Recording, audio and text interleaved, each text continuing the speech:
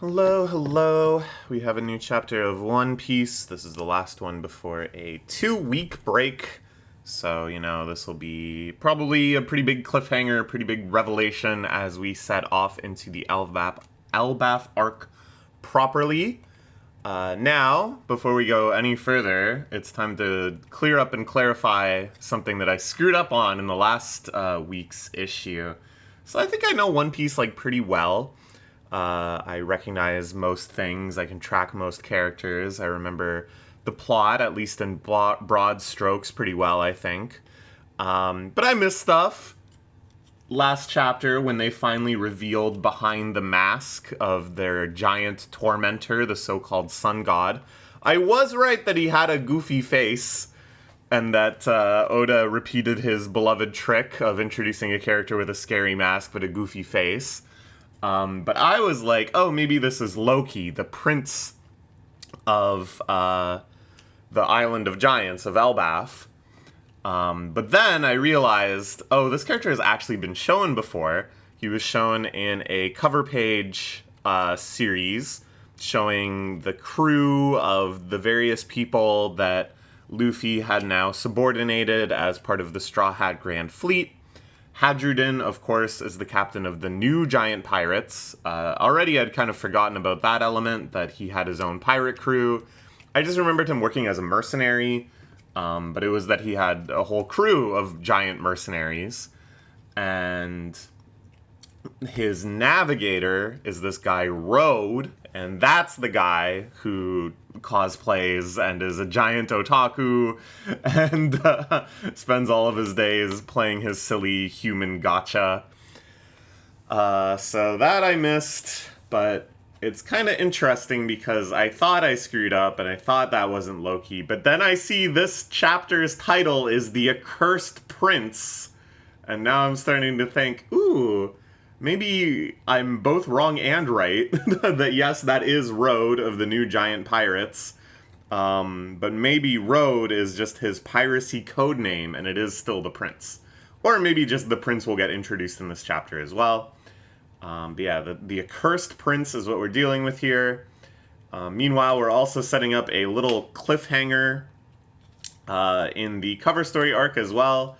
Yamato, continuing his tour of Wano, is now napping with some kids after ninja practice, and a sword gets stolen.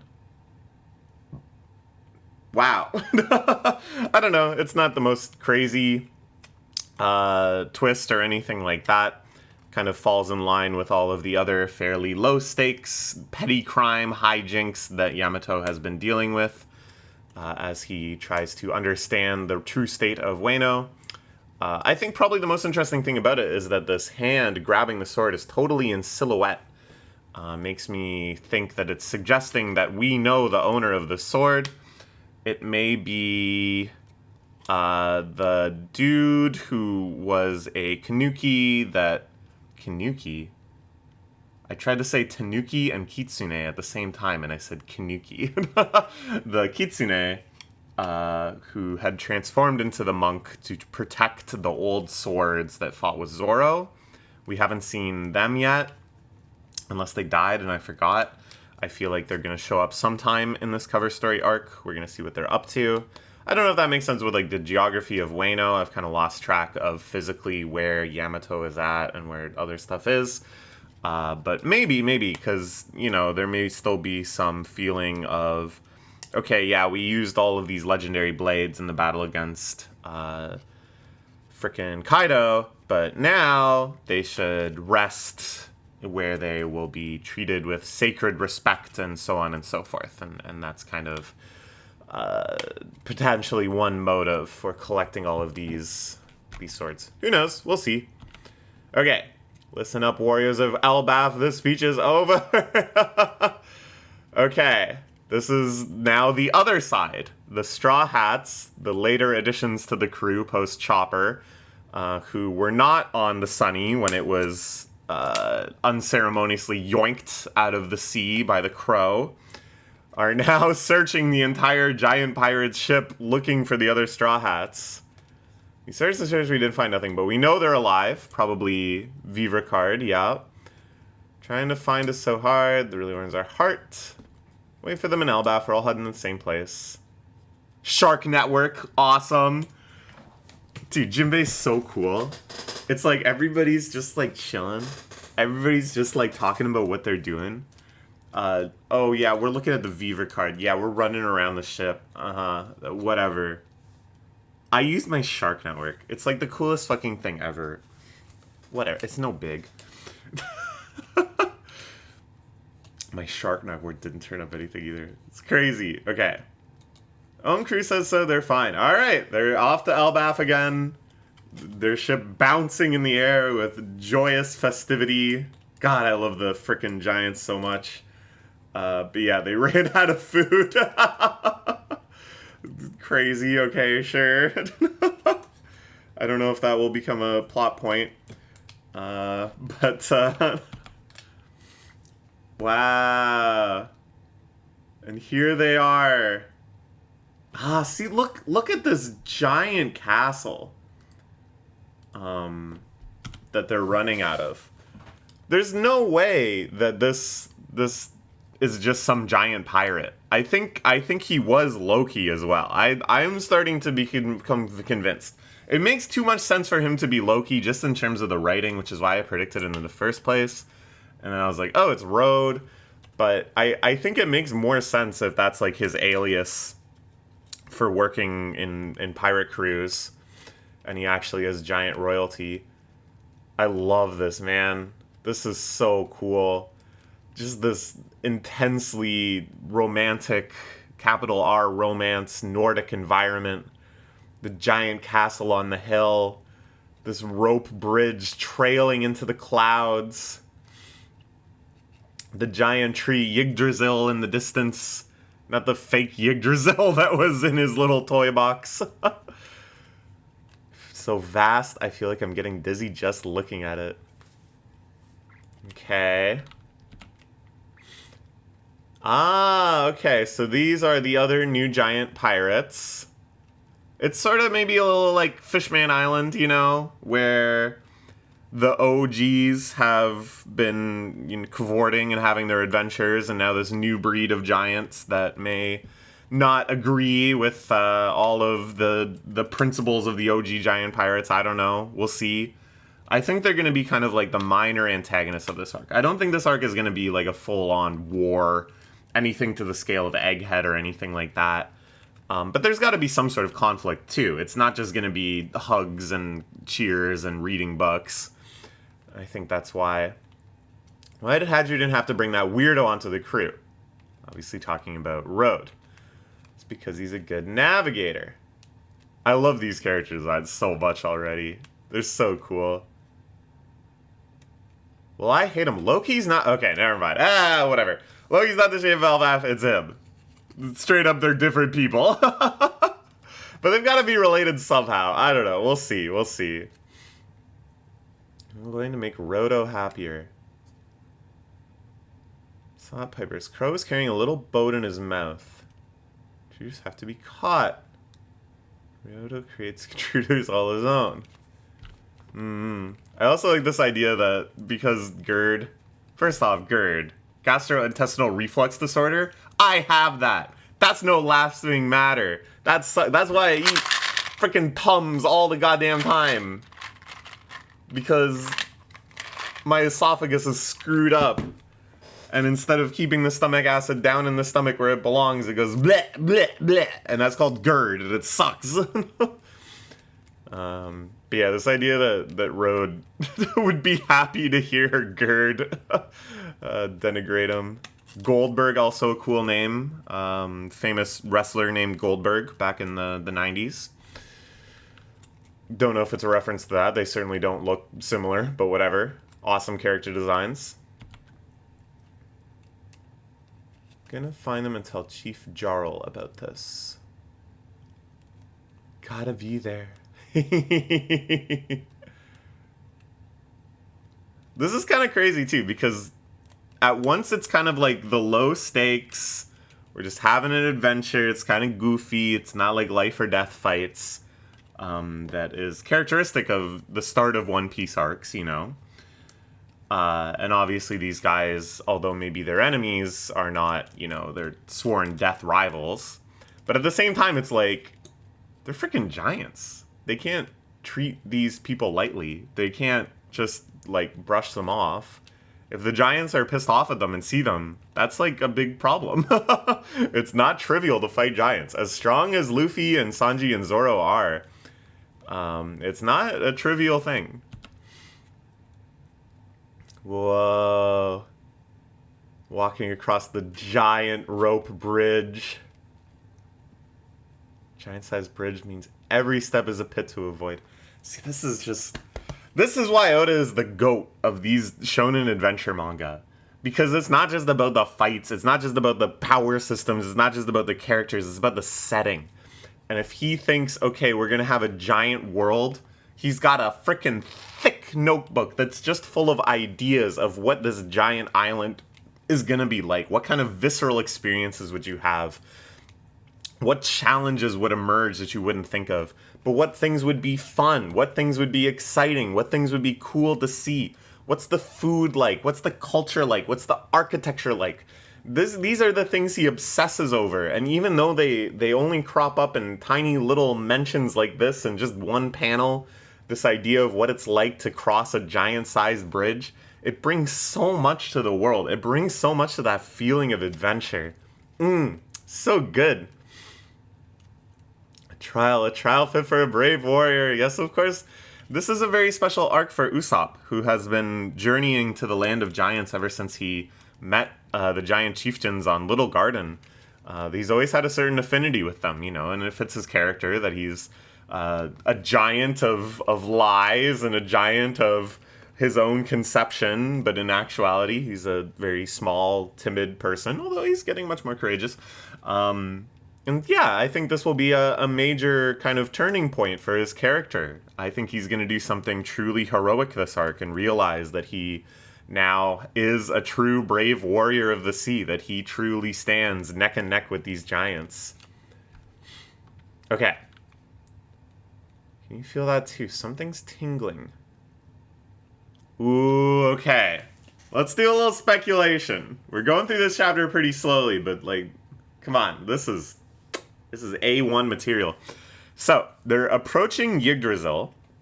It seems like the long rope bridge connects up to the tree, which is probably some sort of hub area for the entire island. And Luffy is experiencing some sort of tingling. Okay, so this is another cool thing about One Piece. You have a giant island that's all based around like Viking culture, Nordic mythology, Scandinavian settings and architecture and everything. And when you think about Nordic mythology, you think of certain things. The character named Loki, ravens, maybe certain kind of god archetypes are going to appear. You also think of Yggdrasil, the big tree. So when we found out there was a big tree named Yggdrasil on Elbaf, it was like, all right, yeah, that makes sense. That's the world tree. That's what those Vikings have in their mythos. But all of this also meshes with the mythology of One Piece. And in One Piece, there aren't that many, like, truly, truly ancient things. That is, things that predate the world government, that harken back to the Void Century, that harken back to kingdoms before it. And all of the things we've had, as disparate as they are, like a giant robot, a giant elephant, the poneglyphs, the family tombs of the Nefertari family, all of them do kind of paint a cohesive picture of what life was like back then. It's not complete, it's not like we know everything, but they all point back to those same themes, those same plot points. So Yggdrasil, I don't think is just a tree that matters to Elbaf. I think there's going to be a connection to the ancient kingdom of D. There's going to be a connection to the pre-world government era. But what will that be? Well, you could say that maybe Joy Boy hung out at this tree, because by all accounts, it seems like Joy Boy was a giant. There's the giant straw hat, there's the flashback where he's talking to the robot, and he's a lot closer in scale to the robot. He's smaller than the robot, but he's about a giant size proportion to the robot, perhaps. And maybe this whole buccaneer people is some sort of middle point between humans and giants, blah, blah, blah. There's a lot we can say. So I think, yeah, this tree is going to bear the impact of Joy Boy's visit or presence, carved his initials in it or something. It's going to have his lingering haki, which is what Luffy is detecting. Moreover, I think this will be an arc full of revelations about the past, because we have all of the scientific knowledge of Ohara, which they're going to analyze and figure out with Robin there. But it can't just be an arc where you read books, right? The protagonist of the series will get nothing from that. There needs to be some other visceral thing that kind of reinforces the same theme of we're finally learning the truth of that ancient past. And I think this is going to be it, this connection with Yggdrasil. Alright, let's see. Neither you. It's whoever I heard roaring back in the Block Kingdom, I think. Okay, Luffy jumps off the bridge. Down amongst the giant wolves. Because of this feeling, because he feels something roaring out to him.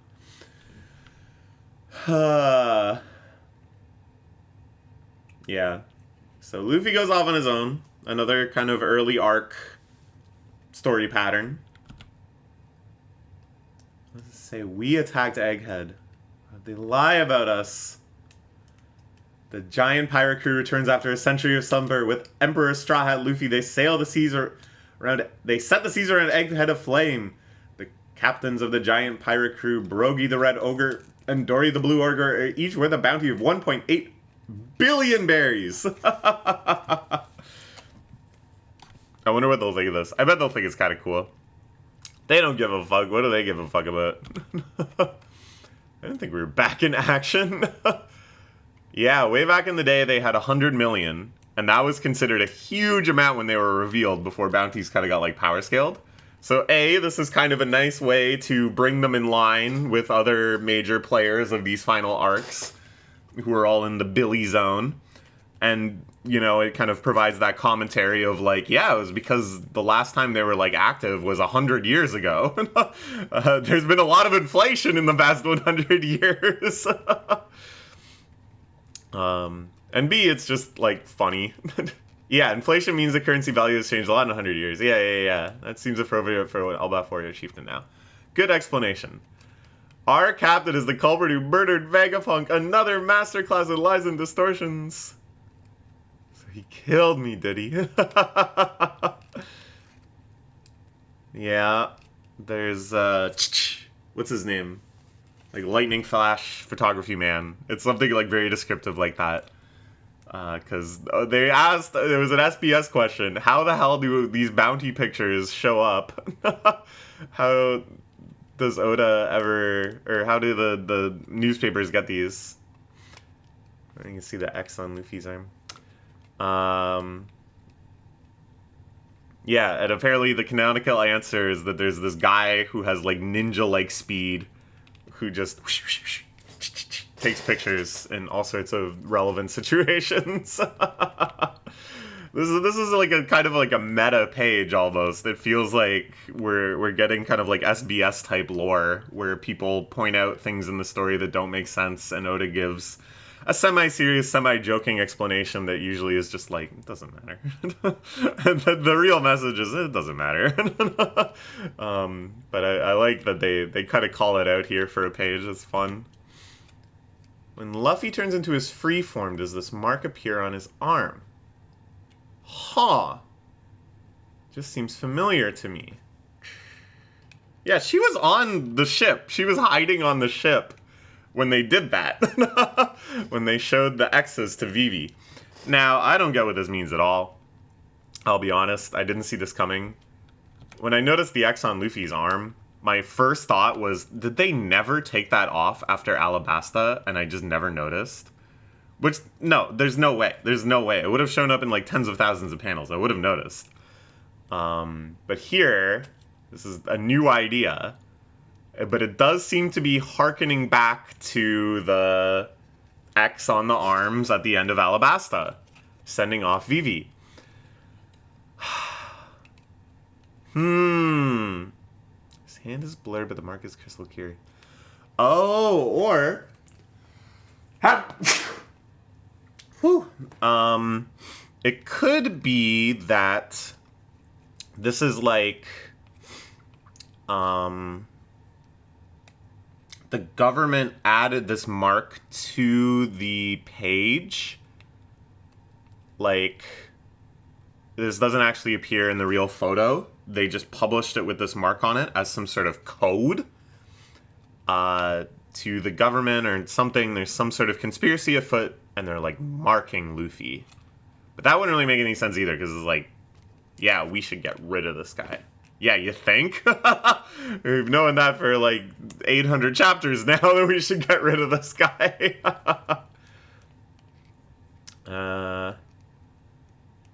Oh!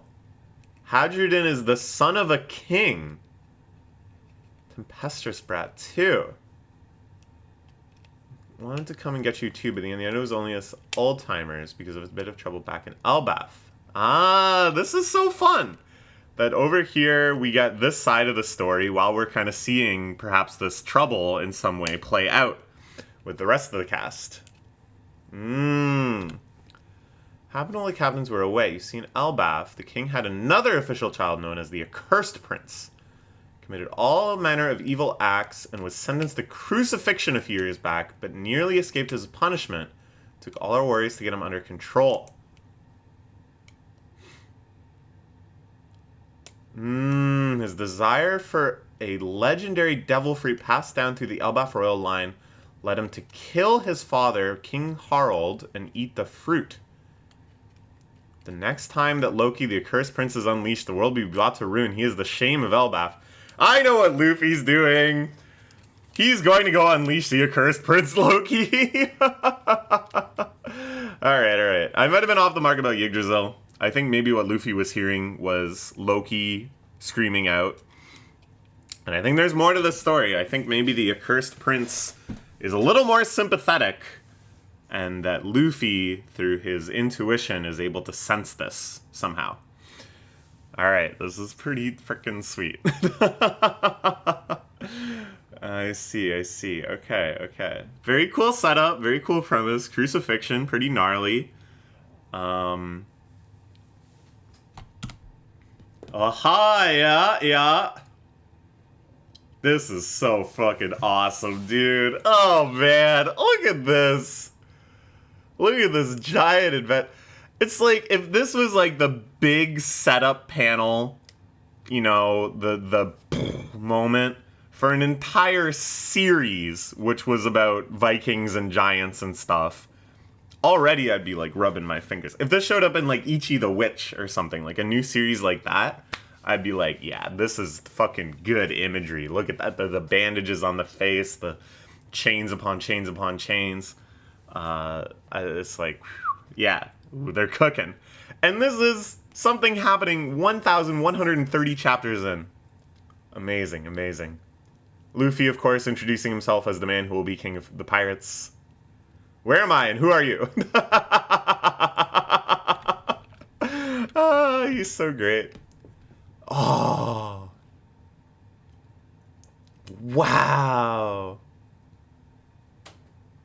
This is Warland, Elbaf's kingdom of warriors, the most powerful nation in the world, which once lived and breathed warfare, and I am the sun god who brings the world to an end, Loki. Wow! So, I don't think I'm wrong about Yggdrasil having a major connection to the past.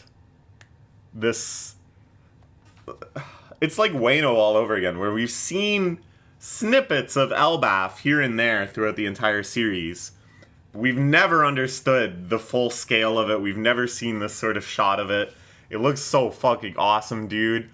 All the cannons, the giant sword sticking out in the middle of the two layers of the tree.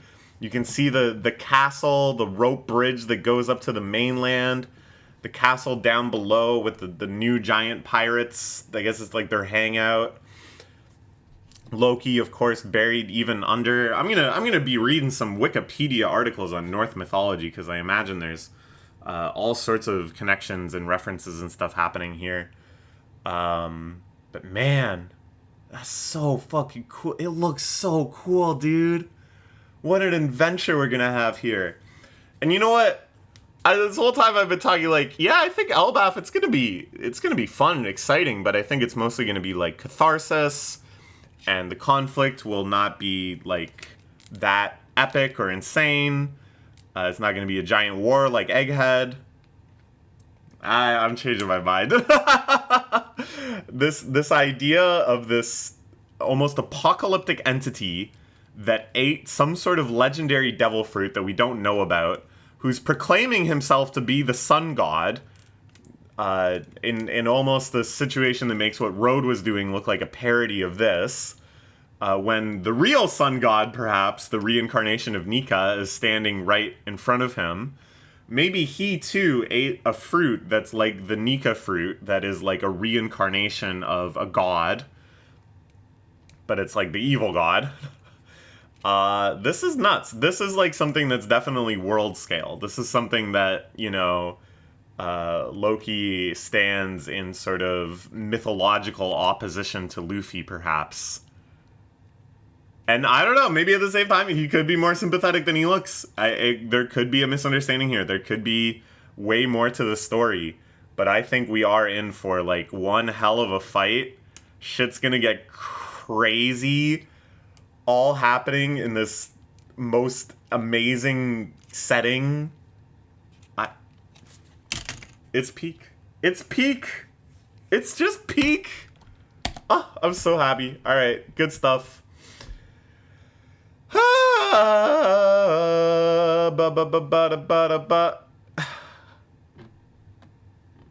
I just looked at the comments, and I saw a comment that I think is right on the money. That it's Vivi. Vivi put the X on his arm. Vivi put the X on his arm to signal that she's still alive. That makes sense to me. That's brilliant. Because she's hanging out with frickin' Peckhams or whatever. No, it's not Peckhams. Well, what? Morgans. She's hanging out with Morgans on the news vessel. Wow. Crazy. All right. See you in 2 weeks. What a freaking bombshell right at the end. Good stuff. All right, goodbye.